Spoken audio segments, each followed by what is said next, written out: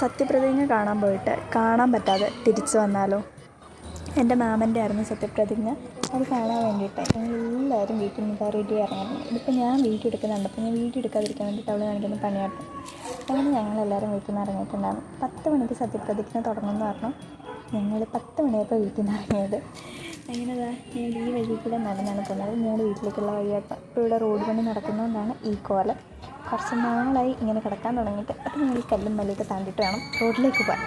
അങ്ങനെ നമ്മൾ റോഡിൽ എത്തി കഴിഞ്ഞപ്പോൾ മുഖം വെറുപ്പിച്ച് നിൽക്കുന്നതുകൊണ്ട് ഉറക്കപ്പിച്ചാണ് പുള്ളിക്കാരി. അതിൻ്റെയാണ് ഈ കാണുന്നത്.